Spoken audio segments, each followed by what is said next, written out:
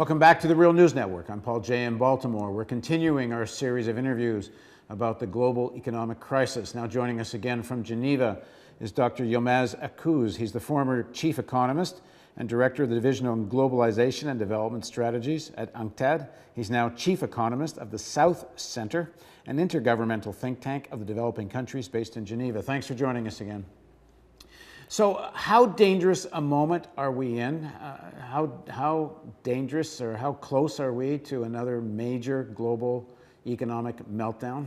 Will the developing world's markets save the global economy? I think we are in a sort of a global depression situation in the sense of economic capacity, productive capacity is not fully used. And China, which is the only developing countries capable of continuing with rapid growth, is in deep structural difficulties recognized by the policymakers and therefore slowing. I'm not anticipating, I'm not predicting a meltdown in China as some do, but a significant slowdown in China could mean a lot for other developing countries. The other BRICS, if you exclude Russia, the oil major energy exporter of commodities, you have Brazil, India. Actually, these countries are not major players in the world economy. They may look like major players, but their share in world trade, their share in world income, not measured in purchasing power parity, because purchasing power parity is a misleading measure when you are looking at the country's global importance. It may be used to compare living standards, but not to assess countries' global importance. So neither Brazil nor China are important players, and they're actually looking elsewhere, including China in the case of Brazil, for further growth. And in fact, these are structurally deficit countries. They are facing balance of payments problems as soon as they start growing. And we saw it in the case of India recently.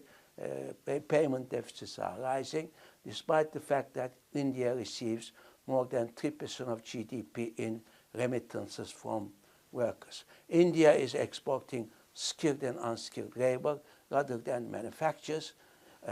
Brazil is increasingly becoming dependent on commodities. In fact, during the new millennium, in the latest surge in capital flows and commodity prices, there has been a continued deindustrialization in Brazil.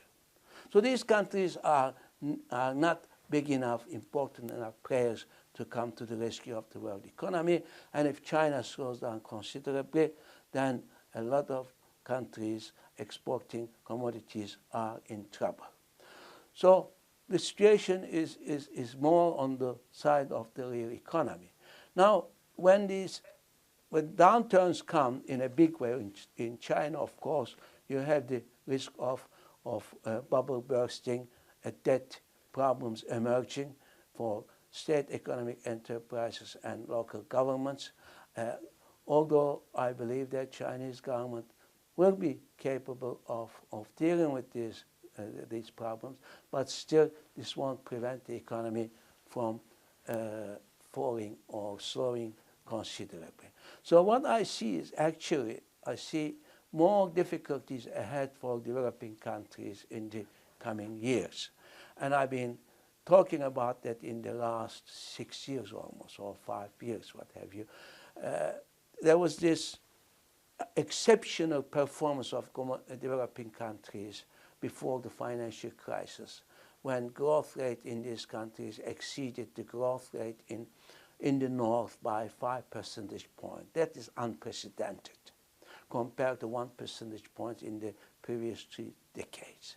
And people thought that developing countries actually decoupled from the North. Even before, in the early days of the crisis, many people expected them to decouple from the difficulties of the North, including the IMF. But after the collapse of Lehman Brothers, they all went down. But because of, first, the quantitative easing and interest rate cutting in the United States, and Europe, of course, which played a major role in the recovery of capital flows to developing countries, mainly speculative type. And secondly, which played an important role in the recovery of commodity prices as a result of financialization of commodities. And secondly, a strong investment package in China, and that explains the continued upturn in some developing countries in 2010-11, and many of which actually exceeded growth rate higher than before the crisis. But that growth was demand-led, domestic demand-led rather than export-led. But from 2011 onwards, we have considerable slowdown. So all of them are going back to their historical averages. India towards 5–6%, Brazil, Latin America, Turkey, South Africa towards 2–3%, 4%. So what I'm saying is that the exceptional performance of the European countries before the crisis was actually due to bubbles created by the United States and Europe. Bubbles created by the United States and Europe. And these bubbles were unsustainable, and because of that, the exceptional performance of the European countries that they showed before the crisis is not sustainable. I'm not saying that they did not do policy reform. There weren't domestic factors, but a very large proportion of this upswing in developing country growth was due to the bubbles created by policies in the North and China. And both of them have come to an end now. So what does the rest of this decade look like, assuming these policies don't change? Well, the rest of IMF chief economist has said that this crisis will take at least 10 years to clean up. And it seems that we have run out of ideas what to do about this crisis, because in the case of the United States and Europe, as I said earlier, we are operating in the orthodox domain. We don't have the courage to think beyond that, in terms of debt write-offs, in terms of government spending, not adding to government debt, deficit spending.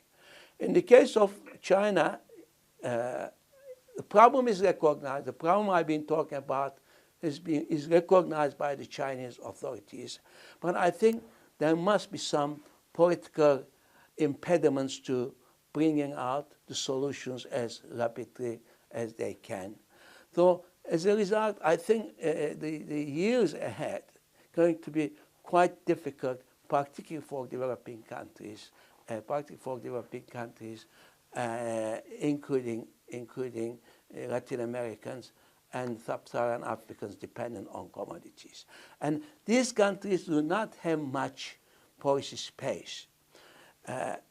Two most important determinants of economic performance in Latin America and Africa are capital flows and commodity prices, neither of which are within the national control. They're both beyond the control of the domestic policymakers. So they do not really have much policy space in responding to global slowdown in the coming years. And what does this mean for a country like Canada? Canada, like Australia, of course, Australia is having some difficulties recently. I think these are, although commodity-based economies, they are quite diversified. They're not commodity-based in the same way as Brazil, as Argentina, or as sub-Saharan Africa or Russia.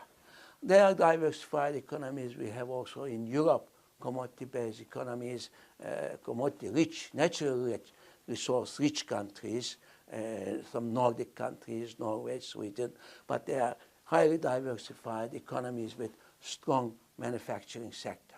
Okay, in the next and final segment, we're going to take another look at what should be done, what kind of policies might make a difference. So please join us for the continuation of this series of interviews on the Real News Network.